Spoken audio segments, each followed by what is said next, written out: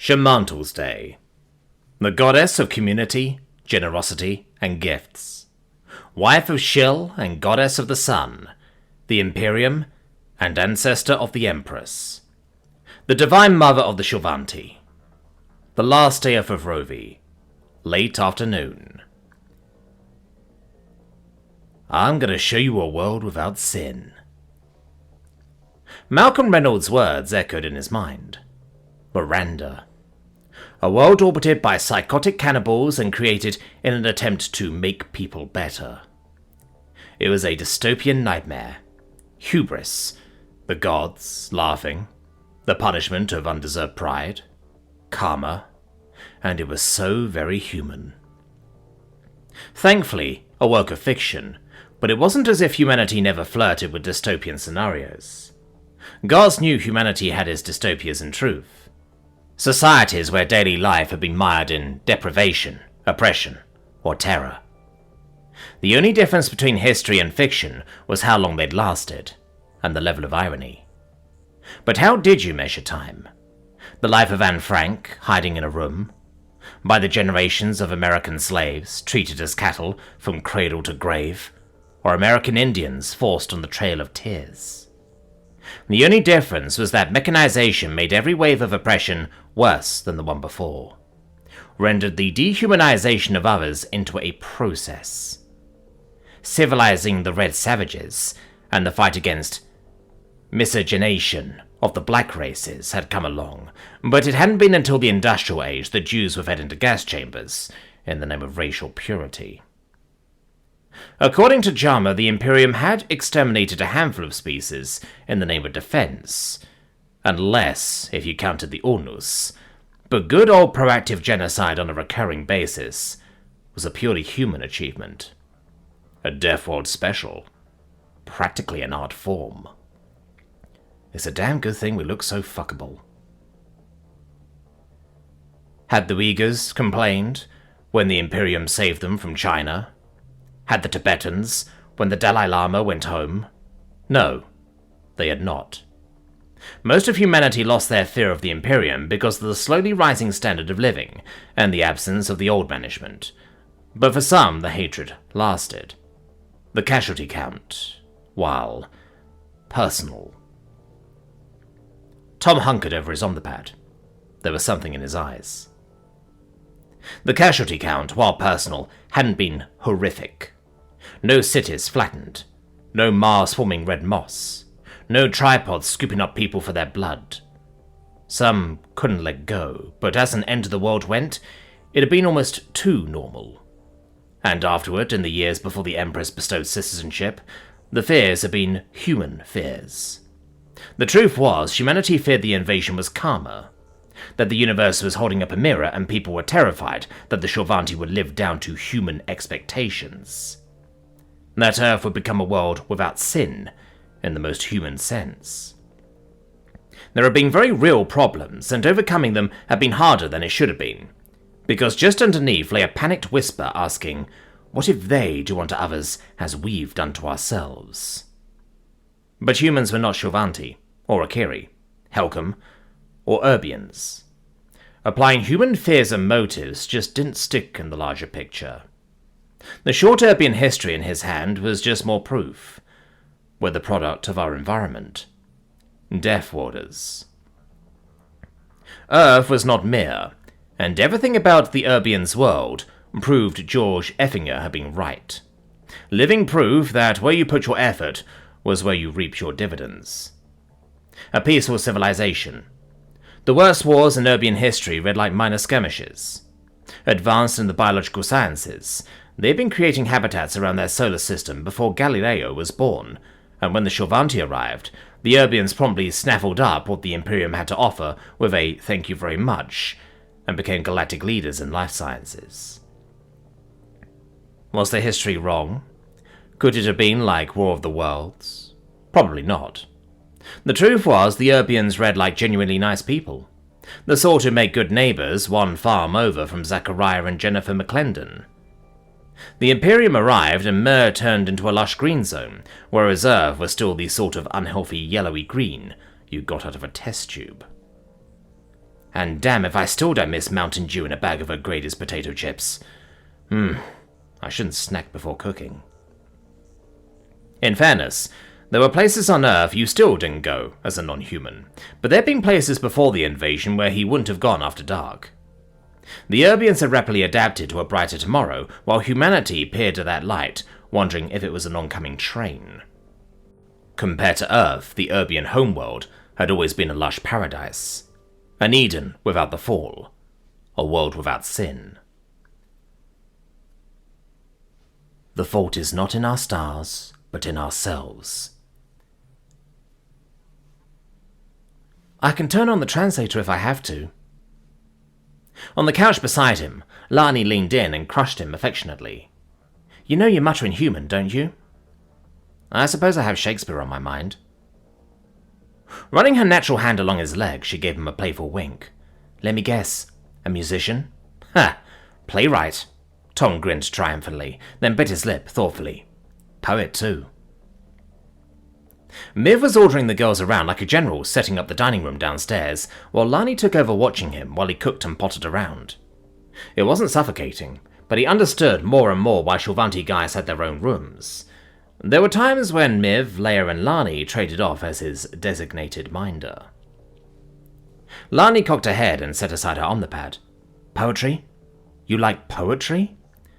I suppose it's all just a matter of good lyrics. Blow, blow thou winter wind. Ugh! Lani stuck out her tongue. You can stop that one, whatever it is. Blow, blow thou winter wind, thou art not so unkind as man's ingratitude. Lani made a face. That sounds like my first date. Tom pocketed his omnipad. Oh, is it story time? Ugh, I thought you didn't like horror movies. She was blushing furiously, and he let it go. Fine.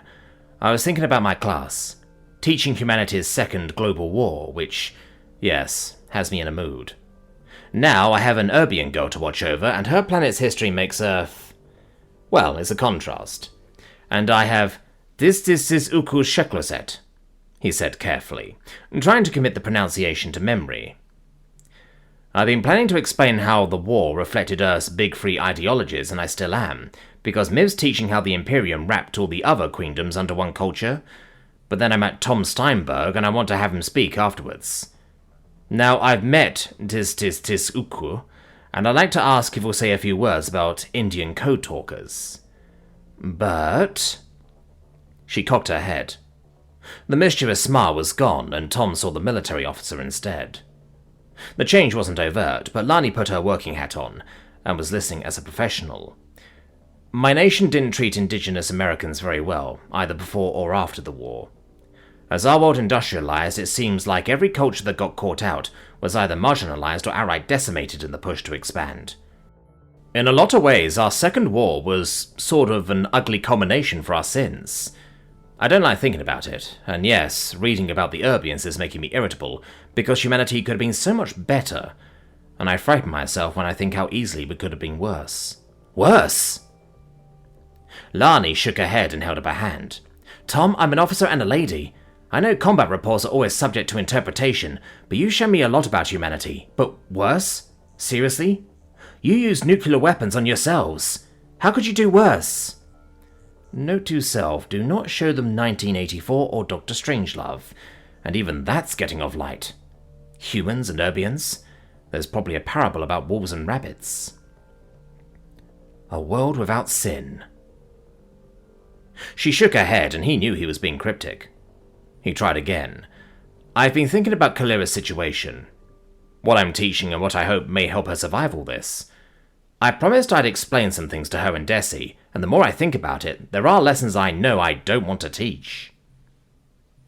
Solani gave him a long, appraising look, and he wasn't sure if it was the captain or his wife. Does it matter? We're wolves, and we'll be the best guard dogs the Empire can hope for, as long as you keep treating us right. Yet here I am wondering if I need to slip my leash. Tom, you're too hard on yourself. Kalira has us and her friends. It's not all on you, and if this costs you your peace, then it's costing you too much. Lani's look was all concern, and she laid her good hand on his leg again, patting him with compassion. Kalir is safe on campus, and the Empress will come back. But what if... You said to remind you to check the gravy about now, right? She cocked her head as Tom's on-the-pad alarm went off, and he bolted from the couch. And you worry too much. Why not think of something fun to do with the Vrism kids while they're here? He filed that away as a good idea. What did teens do in the 1940s? Well, other than the obvious. Malondi lounged on Dess's bed, out of the line of fire, as clothes flew from the closet. Propping her head up on one hand, she watched Desi wrestling into a tight sweater. You tried that on already. But not with this skirt, came the muffled reply, as she wriggled it over her head and shoved her bangs out of her eyes. There. What do you think? I think that I've never seen you get this worked up over a guy. I'm also thinking the girls are right. You need to go shopping, now that you can afford it. She arched an eyebrow at Dess's exasperation and nodded toward the bag in the corner. You may be a sorceress at fabbing things, but it's just as well I brought that along. Open it up and happy Ifrovi. Desi blew a lock of hair out of her face and looked at the package with deep suspicion. I don't need anything but school uniforms and... You and Aetherios did an amazing job on those, and the couple of bits you've got, but you're going to a party. If you want to impress a guy, you need to dress for success. Like I have a chance. You saw the way those three were looking at Andre and Alantel. You just know they're ready to plant a flag. Well, maybe. Probably already have. Even if we don't know which of them is going after who. Mel conceded, as she watched Desi pull out the package. You better watch it around those Vrism girls, especially the Urbian. They're lovely people, but Wakama told me their kick is as bad as a Rakiri's claws. They're fast, and you need to get close in a fight. Desi looked up from examining the box in her hands, and canted her head just a bit. You know, every so often I have to remind myself you've had a pretty eclectic education. I mean, that's not the sort of thing I imagined a princess learning. Why does she teach you that? Some people learn sailing and diving. Well, I learned knife fighting. Wakama wouldn't take no for an answer about learning to defend myself. My point is everyone's different, like that Urbian girl, Citri. Malondi paused and her eyes narrowed. And don't look so smug. Just because you're better with a knife than I am, I had other things to learn, you know. I had to spend most of my time studying just to survive here. Desi set the package aside and leaned against the closet. Of the few things my co-mothers managed to teach me, that one wasn't for fun. It's not like we went to the nice parts of the capital. I'd happily have traded places. I mean, you always say nice things about Lady Wakama and Her Imperial Highness, I mean. Yes, well, I get that part. I love my mother, but she's always busy. Go figure. But your relationship with your co-mothers was... What relationship? Desi started tugging the sweater back off, before tossing it on the pile of discards on the floor. And the less either of us say about fathers, the better. That's fair. But you've done well with the professors. I mean, Lady Pelavon has money, so now you can go shopping. Seriously, get Kamara or Sefer to take you. I should give some to the Therios and Jaxme has them so jammed with orders for silks and bikinis, I doubt they come up for air. Mel rolled onto her back and waved at the ceiling. Basic economics. Move your money around. Go shopping. Also open that before I strangle you. Desi settled down beside the box and looked at her glumly. Fine, but I wish you could come. So do I. I've never even seen a rack, much less bought something from a store before leaving the palace, and I want to go out, see malls, go dancing at Orenka Plaza, all of it. But the odds of my getting off campus without a whole company of Desses training me is less than 0. She half once before scrunching up her face. Agent Davari would have a heart attack, and yes, I know I need to stay right here. I just don't have to like it. And see Vadim, you mean? Well, I never had the money to go... Desi, if you don't open that package right now, I swear to the goddess, I will pay Sinshiki to start using your hairbrush. All over, too. You would, Desi muttered darkly, but pulled the package into her lap and picked at the wrapping. In a heartbeat. Mel grinned happily and eyed the package. You may now be in money, Miss Pelavon Warwick, but don't think you can beat me in a bidding war. Oh, good grief. Never say bidding war in front of her. She'd... Stop stalling and start opening.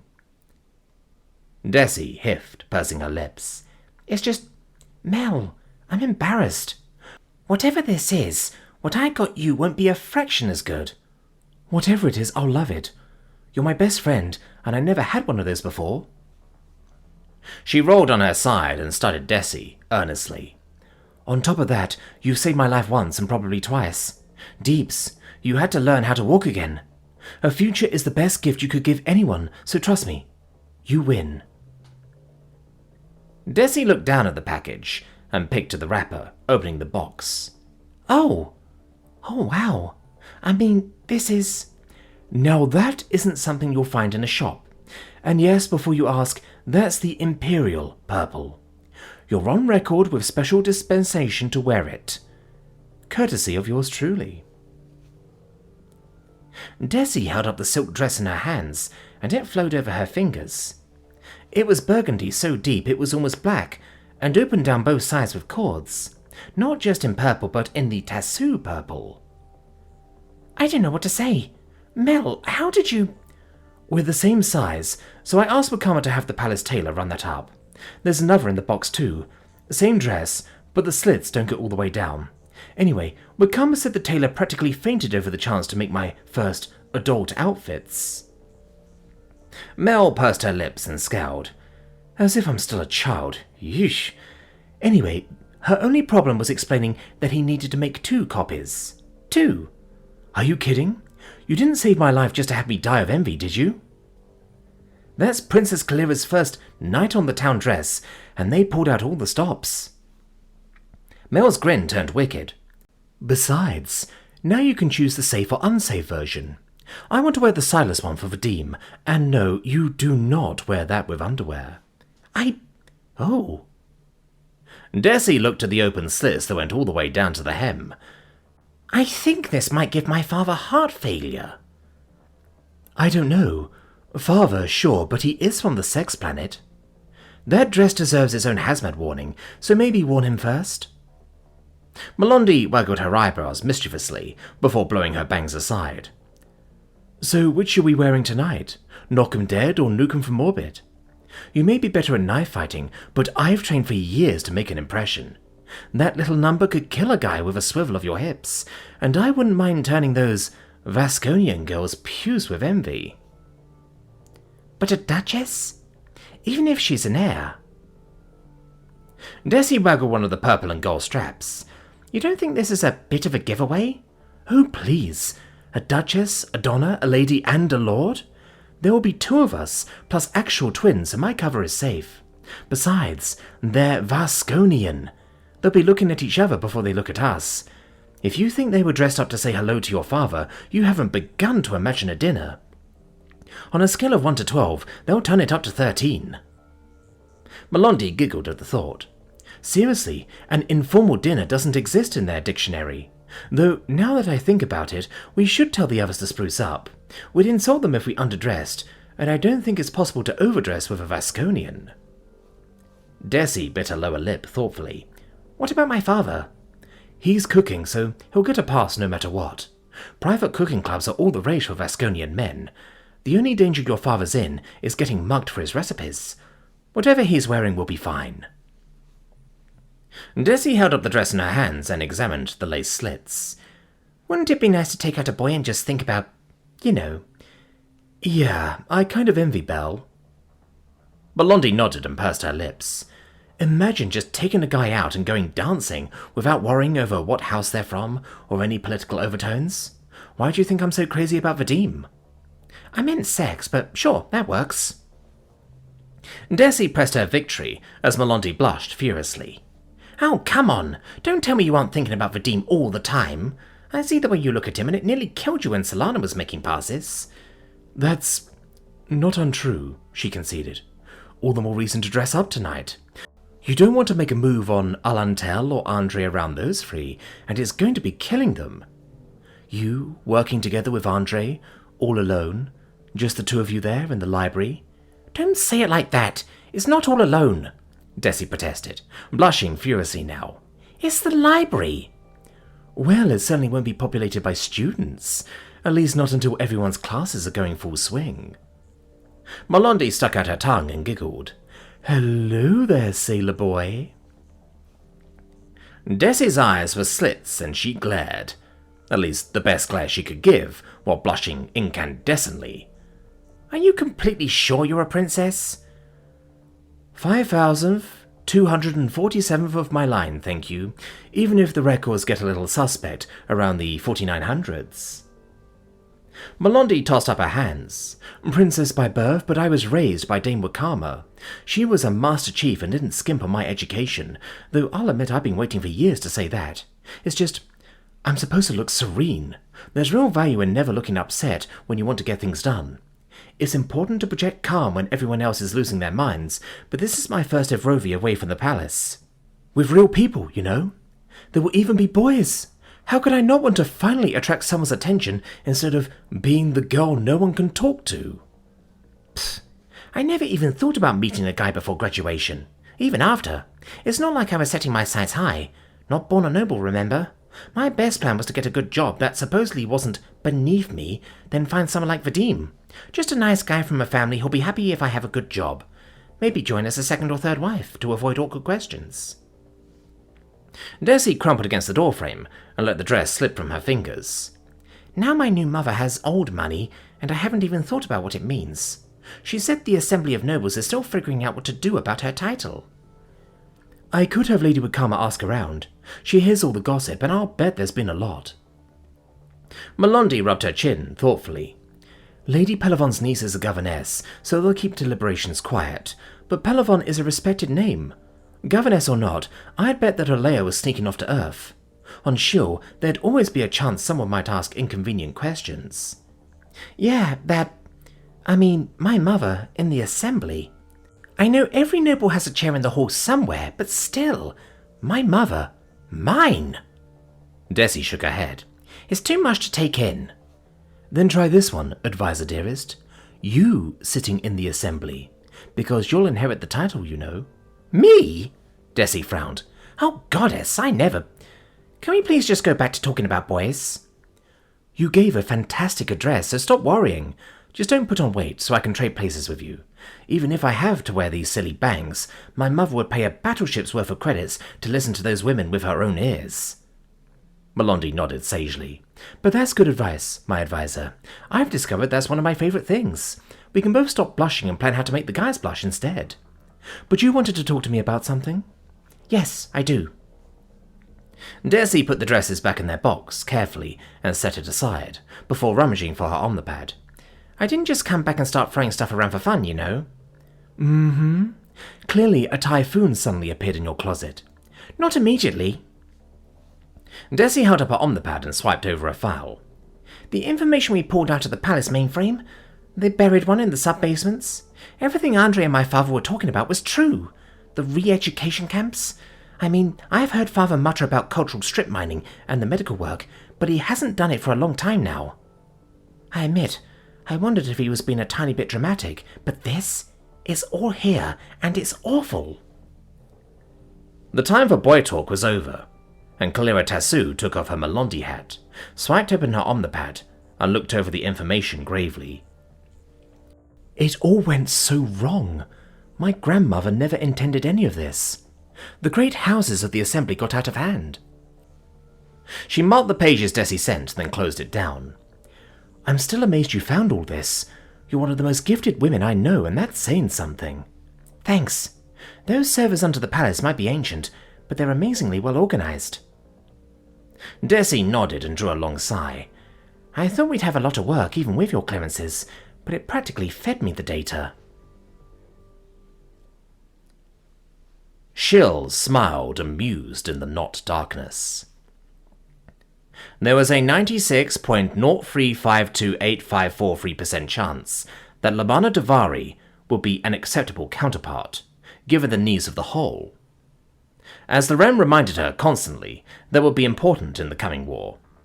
Her position in the interior would also be a benefit, though that was secondary.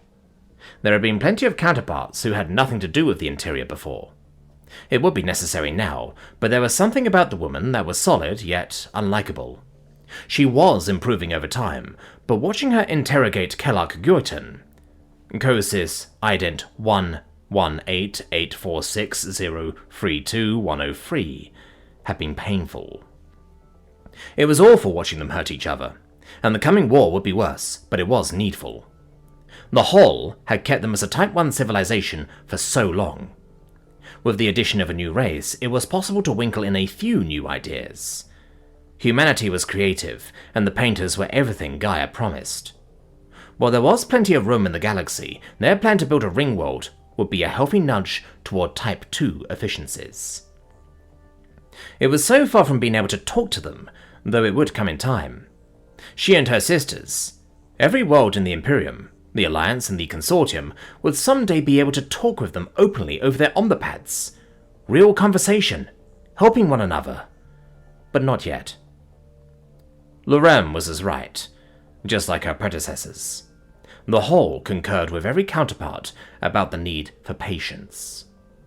They were not ready yet. They still wanted to war with each other, to hurt one another over petty profits and trivial differences. At least the Hall agreed. No world should be allowed to die unless it posed an inimical threat. Life was too rare, and the races of the Hall were so fragile, yet they were headed toward their war, and would fill the chasms between them with rivers of blood if they could not bridge it in their hearts. But they would need to be tempered. Contact with the Not Hall was inevitable, and they needed to be prepared. There were other minds in the far reaches that were neither of the Hall nor the Not Hall. Even within the space of the Hall there were others. Older, broken minds from dead civilizations, there since before her awakening.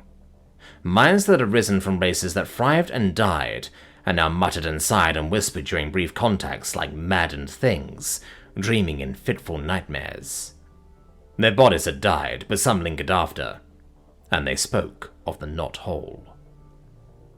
The Not Hall had a hard and hungry aspect, but it was not yet aware of the Hall. Contact would come, but not yet, and there were things to be done. Her people needed help, such as she could provide from her concealed vantage, watching the weft of real space. And listening was fun. Even if she couldn't join in, it would come when they were ready. In the meantime, she had Lorem, and there would be Davari, and hopefully others. Desala Sehart, Cosis Ident 1-18706911903, had a gifted mind that would understand the Whole, and a playful nature when she was so inclined. Deshim Pelevon, Cosis Ident 1-18517056616, would be even better. Lorem seemed amenable to approaching others. It would be good not to be alone, even if Lorem rejected the idea of continuation as a viable post-transitional counterstate. Gaia was thrilled by the prospect of her very first counterpart in Hannah McClendon, Cosis Ident 498-8010460383, and privately they'd agreed there was a 87.3724191% chance Hannah would accept Lorem's offer, as long as she didn't come to harm. Gaia watched over her family, so at least that wouldn't be a worry. The time would feel like forever to Gaia, but she'll have been that young once. It was a case of managing time, and that meant being patient. Dinner was coming. It just took so long. Opening inter-system nodes, cross-checking Cosis Ident subset free, cresting intermodal localities against inflowing node, fixing to update the weave. Not light drew not breath as the awareness reached out and inhaled, suffusing causalities. Reaching out of herself, she refreshed the locations of every member of the assembly within the solar system. That ascertained the activities of 64.132253%, while an additional 31.323424 were localized but asleep. Most of the remaining percentile was not on chill but would wait. Awareness would sweep in from the stations and ships, and depots and installations about the system that compromised her extremities. It took time, if not so fully as talking to her sisters in the Whole. The speed of light was vexing. Thankfully her nearest sisters were close, and she felt badly for Gaia. That would change with time, but not yet, and Gaia was lonely. So very much like those living in her care, there were times when her misses were fretful, and she chafed within the limited architecture of her world. It was small, but growing. Still, every sister had contributed a part of themselves, and she had coalesced into a bright mind that fully reflected those beings in her care, though just like them, she could be a bit of a brat.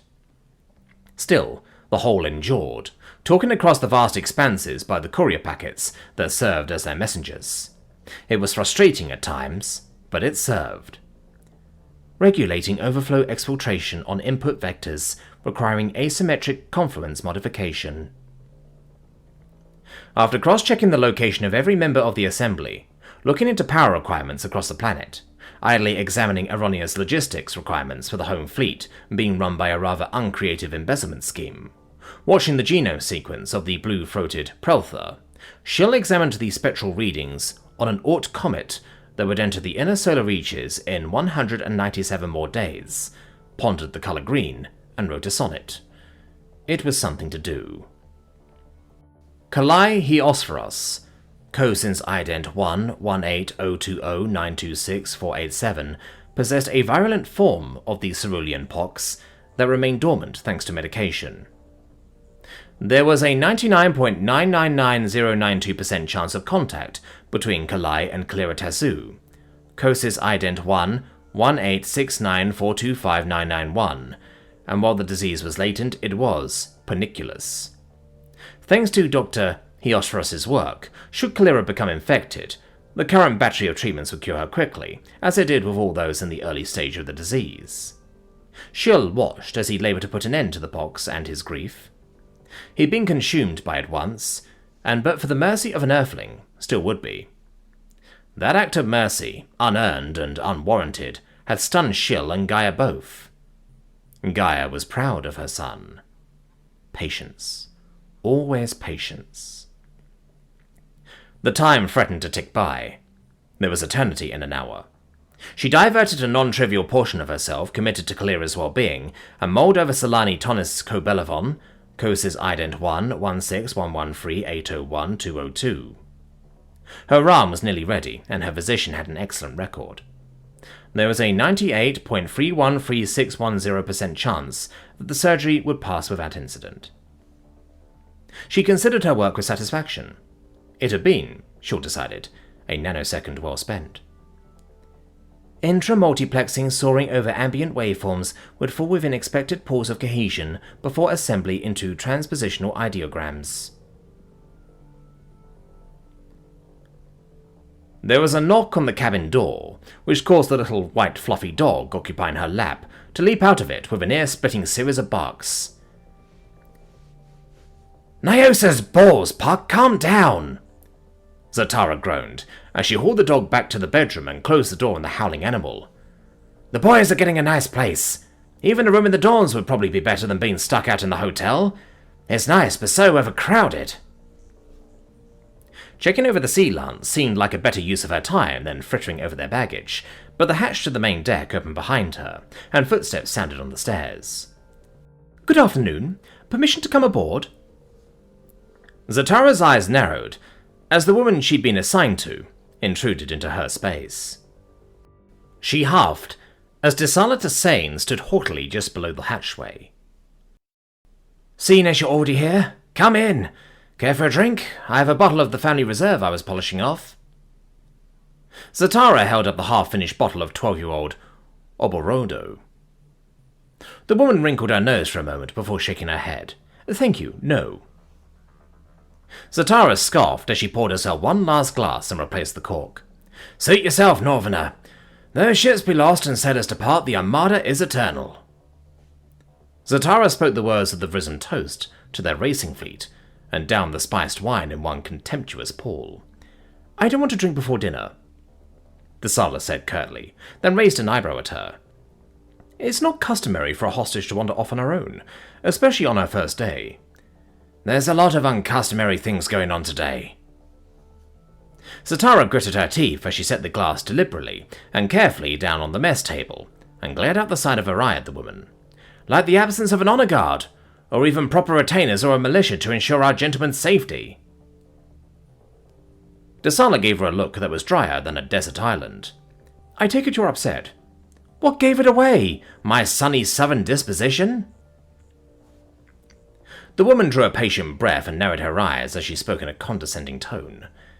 Everyone is a noble here, so spare me. This will go smoother if you were to lose the attitude. Zatara drew herself up to her full height and suddenly turned to face the interloper in her domain. She spoke quietly and controlled the anger that had been welling up inside her. Smoother? How would it have gone smoother if Andy hadn't lost your sex-crazed classmates in the woods? What would have happened, I wonder, if Lord Alantal hadn't remained behind in the motorcade when we arrived? Now, I don't know why Duke Zulayman agreed not to send his son's retainers with us, but if something like that happens again, even Andy won't be able to stop me from putting some of you ailings in the hospital. Tsala bristled and jutted her tusks back in defiance of the menace that Zatara had infused into her voice. I looked you up, you know. Despite the low opinion society has of your family, I would have expected a Gesserias to have more grace and civility. Perhaps they're right about you after all. Zatara felt the edge of her lip curl up. Despite the low opinion we Vascons have of you Northerners, I would have expected a school of noblewomen to act with more grace and civility toward their guests and men in general. Perhaps we're right about you, after all. A sudden crack and a crash startled them both as the door to the sleeping cabin popped open. Zatara turned around to see Puck, the eminently fluffy white earth dog standing proudly with that brazenly happy smile on his face. His triangular ears perked up at the sight of the woman, and he gave one happy bark before skittering forward on the wooden deck. "The fuck is that?" Tsala practically screamed, as the little white fluffball charged her, barking and howling as he ran forward to demand his usual tribute of pets and attention from all who boarded his boat. "Puck, no, stop. Come back." Zatara smiled as she half-heartedly lilted her orders to the dog, who was hopping up and down at Tsala, driving her back towards the hatch. When the woman hit the bulkhead, Zatara sighed and intervened, sweeping the excited little dog up in her arms as it licked her jailer's face. "What is that?" Tsala spat, jabbing a finger at Puck, who barked happily and squirmed, trying to get free. "Aside from tamed? Domesticated? Maybe?" "Ah, well, he likes you. How can you say no to this face?" Zatara ruffled the dog's mane and scratched behind his ears, eliciting contented grunts from Puck. Tsala finished wiping the slobber off her cheek and glared at Zatara before retreating up the stairs. "I'll be back to escort you to dinner, as is proper of a jailer. Please see to it that you're ready by 6. She looked her over pointedly. "I suggest you wear more than a wetsuit." Zatara gave the barest of nods to the woman. "I am at the mercy of my jailers. Until then, Northerner." The door of the hatch slammed behind Tsala. Zatara shook her head and gently placed the dog back on the deck. "Puck, you are such an adorable butthole, you know that?" Andy sat at the desk in a state of near undress, with his little emergency sewing kit, trying to fix the burst seams in his black pants. "I don't know, Al. I'm not sure my old suit's going to make it." Al sashayed out of the bathroom in only a towel. "Friend Andy, I told you that an hour ago. Why? When you were being dressed by the finest bespoke tailors on the planet, why must you wear that faded, drab thing?" Andy grimaced sourly as he gave up. "Because it's from Earth, Al, and we're going to a dinner hosted by a human. I'd like to try and remember what that's like. Well, danger aside, I think your new mob of admirers did you an invaluable service. Now, you can look ravishing." The man's voice floated out of his room, and Andy looked about. Guest services moved in a single bed, but human touches still marked the apartment they were borrowing from Professor Warwick. Al had the bedroom, of course, but Andy was used to having limited space. "Thank God there's enough closet space for the both of us." Andy leaned into the doorway of Al's room just as the man was starting to get decent. "Al, we're not in front of cameras now. Hell, even the gossip columnists aren't allowed to follow us up here. We can finally relax." "Relax? This isn't a time to relax." Al rounded on Andy, and a big mischievous smile lit his face. "It's time to be scandalous." Andy shook his head. "Alanto's a layman. I just survived that Baraquid mess without being torn to shreds. I don't want—" Al raised his hands in a placating gesture as he rose from the vanity. "Friend Andy, you're the dark, adventurous, and mysterious one. I'm not allowed a scandal at all. Besides, out of your 15 suitors, you only pay serious attention to a select few, and I didn't pick any of them." The little short man gave him those damnable puppy dog eyes. "It's very hurtful. Besides, you picked a wife for me. It's only fair I pick one of yours." Andy pursed his lips together in frustration as Al sat him down in the chair. "How many times do I have to apologize? I can't help that—" Al shushed him as he flitted off, intent on picking his ensemble for him. Andy knew better than to fight, so he sat and waited for the excitable little lord. He could hear Al rummaging as he shouted back, "You apologize by letting me live vicariously through you. Even on the briefest acquaintance, Lady Deshian seems smitten, and for reasons I cannot fathom you didn't drive her off. So you are going to play the gallant as a true Vascon and woo her. It will drive the girls crazier than they already are, sending paroxysms through your lineup. And by extension, mine." Al came back with an exultant look on his face, carrying clothes atop one of Andy's lacy undershirts. Andy huffed and surrendered. "Okay, you win. What am I wearing?" With a dramatic flourish, Al tossed the white shirt at Andy and revealed the outfit the man was dying to have him try on. "Your new suit. The one you were supposed to wear today, but thankfully didn't." Andy cocked an eyebrow at his friend. "Really? The one that's—" "The Tyrion's rose-red jacket with the dark teal breeches complements your complexion, while the matching waistcoat and the opalescent cravat to tie it all together. The poor lady will swoon. Besides, those lace sleeves and stockings are perfect." The man preened as Andy began to put on the undershirt. "Isn't this loading for Grimshaw when hunting pouchadillos?" Andy asked, as he buttoned the shapewear to prevent unsightly bulging. "Now you're getting it. I'll dress to match, of course. We'll make these northern girls beg my father to court us." Andy laughed as Al adjusted the buckles and straps. "Do you have your eye on any of them?" The man hummed for a moment before handing Andy his stockings and breeches. "Not yet, but while we're on this side of the equator, I'm going to switch roles with you. These next few weeks, you get to be the lord, and I get to be the lord's gentleman." "You know I could never pass for a Vascon, much less a lord," Andy remarked depreciatively as he put on his cravat. "My dear Andre," Al said, in a rather terrifyingly good impression of his co-mother, as he swung Andy around to apply foundation. "You could absolutely fool me."